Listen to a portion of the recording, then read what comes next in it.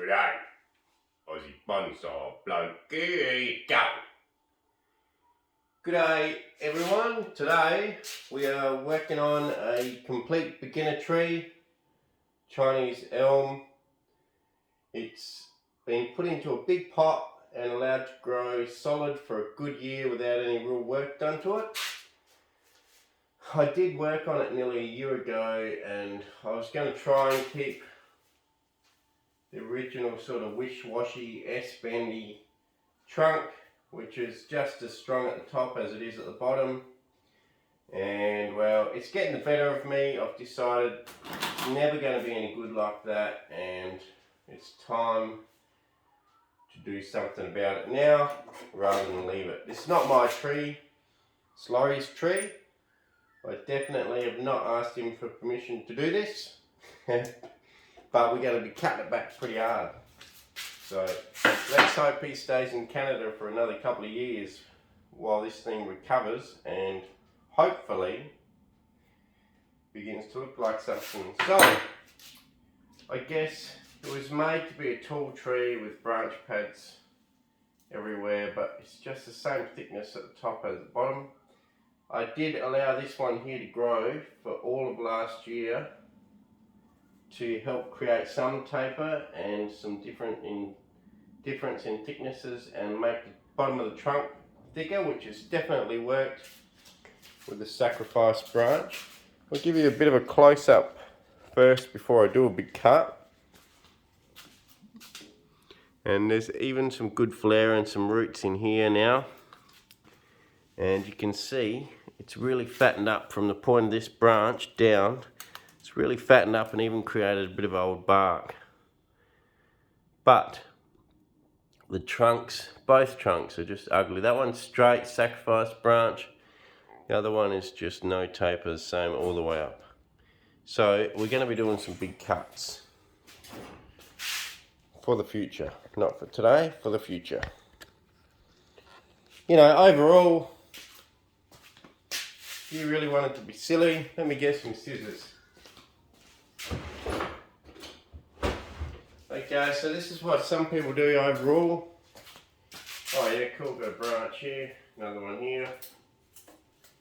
Trim that one up like that, like that. Come back in here like that. Get a big cutter here, cut here. Oh yeah, that's looking nice out there. Alright, let's start to work our way up to the canopy. That's what some people do, and they try and trick you. And you think, oh yeah, the tree doesn't look too bad, but you get in there and look at the structure and it's shocking. So let's just keep going with this. Really quick way of styling a tree. Yeah, it's going to look sort of okay from a distance. Right, get rid of this one at the front, facing straight at you. Leave a few crossing branches so you can't quite see the whole thing. Okay, so this is a way of doing it, and if you want an instant better tree or an instant tree in short term, I guess this is a way you can do it, basically just topiary. But this is definitely not the way to create a good tree for the future, okay? Right. Cleaned up. Create a few divisions in the branches. Right, look at that. Beautiful, beautiful. Give it a spin. Look at that. Trimmed. Oh, hang on, that one's a bit crazy still. Let's just trim that one back a bit. Alright, there we go guys. Got ourselves a nice bonsai just like that. Finished. And then we can sit back and say, look what we did guys. We cut all that off and we've created a bonsai. Let's put it in a pot, done. But there's so many fundamental flaws in this tree. Not because of the structure of, well, because of the structure, but not because of left, right, back, left, right, back. The flaws, in my opinion, are just because it's uninteresting. We've got this dead straight one at the back. So let's shorten him right down. So we've got a dead straight one there, that's gone. And we have this fairly straight section here all the way from the bottom of the base. And it just keeps going straight all the way up. And then it has this lazy little curve here, which is quite ugly. Just a lazy little curve there with no branches on it whatsoever. Yes, you could cut it back to here and get another branch. It's got a reasonably nice branch here, but again, the trunk's not that great. There's no taper. Actually full of scale too. That's my fault. Lack of maintenance. Right, so anyway, one thing we could do is we'd go like this. Chop that one off.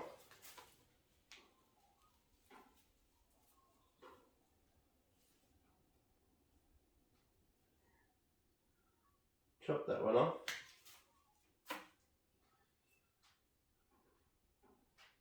Chop it back to here. And that there, the only good part of the tree, the top. Now we can actually create a cutting with that one. I'll just chop the branches down a bit. So this is a good way to get more bang for your buck and keep all this hard work you've done at the top. You just cut all the branches down. Get rid of the most of the green, because obviously being a cutting it's going to struggle for a little bit.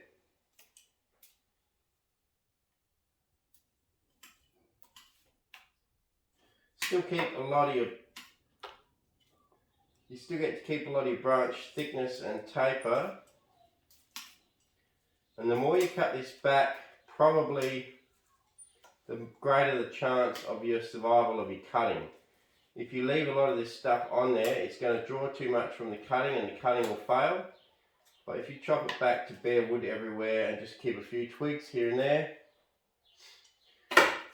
okay, you've got a good chance of your cutting just sitting there for a while without leaf, and then it should bud out. Being a Chinese elm, should bud out and you should get another tree for your efforts out of this.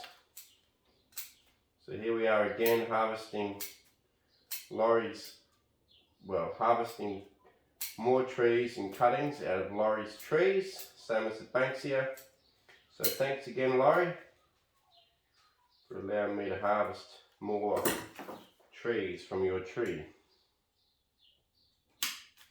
So there we go, a bit of a cutting there. Maybe cut this one back more. And who knows what's going to come of it, but why not give it a go, eh? You can even count the growth rings. 1, 2, 3, 4, 5, 6. So it's pretty old, 6 years. There you go, bit of a cutting. Right, let's get to the rest of the tree. I'll probably dip that in some rooting hormone and put it in some mix. Another cutting. The rest of these cuttings, well, pretty straight and boring. Not going to bother. Pretty uninteresting branch structure there. Pretty uninteresting there. Right. So what we're going to do, we're going to create some interest in this trunk. And the only way to create interest in a trunk really is movement. So, and taper and good roots. So what we got down here, reasonable roots, getting to be quite a nice fattish base down there, thanks to this sacrifice branch I got cut off. In actual fact, even the trunk was sacrificed because it got cut off. Now what I'm worried about is keeping any of this section here just going to create a straight up trunk. If we want this thing to change a lot of direction, I feel like we've got to get rid of this whole thing.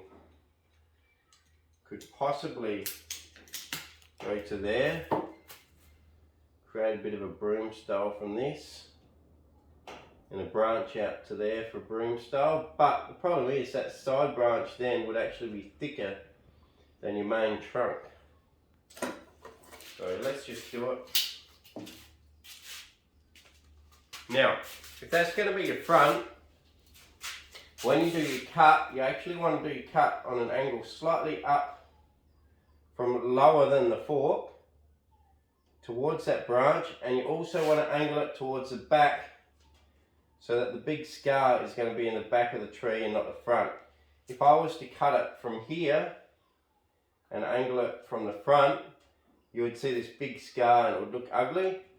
So let's go from the back, keeping in mind taper as we cut it, and I'll cut it up to that V and let's see what we got.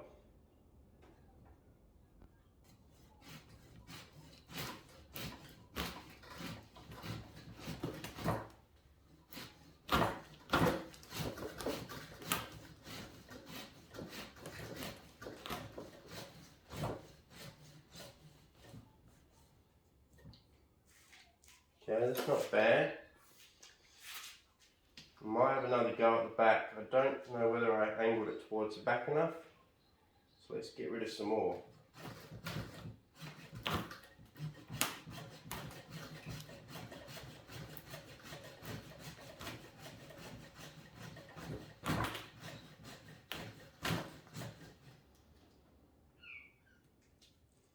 Okay, so now what we got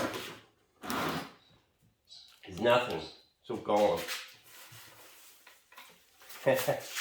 But what we do have is a good cutting.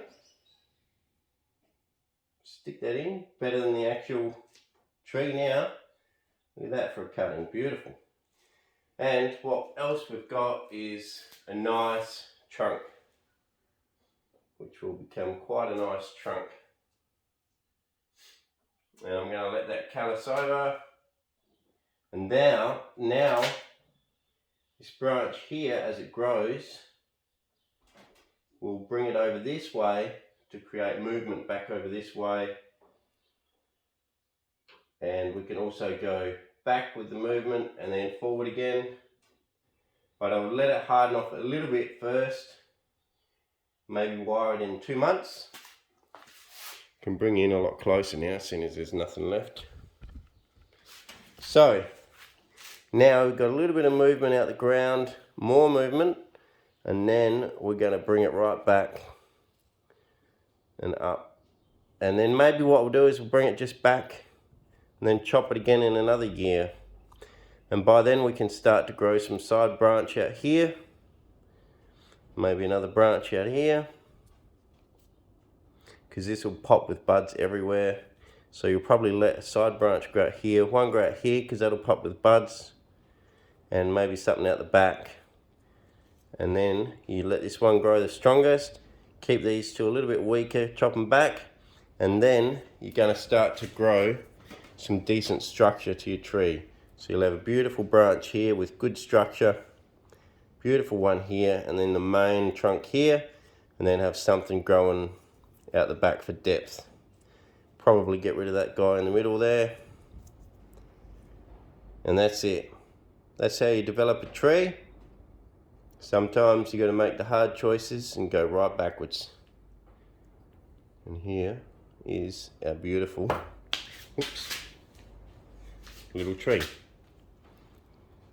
However you want to look at it. Pretty cool. Alright, thanks guys, thanks for watching. Just to show you, the beginnings of a deciduous bonsai. All of that other growth, by the way, was not wasted, All that growth was definitely not wasted. It all went into what is starting to become quite a nice trunk. So when you chop it back that hard, don't think you've wasted all this stuff on the ground here, because you've actually developed the trunk by doing all that. And now we'll just wire that one back there, maybe in another week, or not week, another month, when it gets a bit thicker. And let it grow back that way and fatten up. And let it get 2 meters long this summer. And then in next spring or winter, chop it again and get another change in direction. I feel like with deciduous trees, changes in direction are better done by clip and grow, especially on the main trunk. It just gives you a better angle change than an S-bend like that. When it's super young, yes, you could probably wire a pretty crazy bend in it. So maybe I could do that as well and really bend it like that. But maybe I'll wait just a month. It's just a bit too young. Wire it something like that. Cheers guys, thanks for watching. I hope you got something out of today. If you got a tree that doesn't have much structure, don't just tokery the outside like I did at the start, because at the end of the day you're still going to have a crappy tree. Get in there, cut it back hard, get a good trunk, regrow another leader to create an even better trunk with changes in direction. Cheers guys, thanks very much. Catch you next time. Cheers.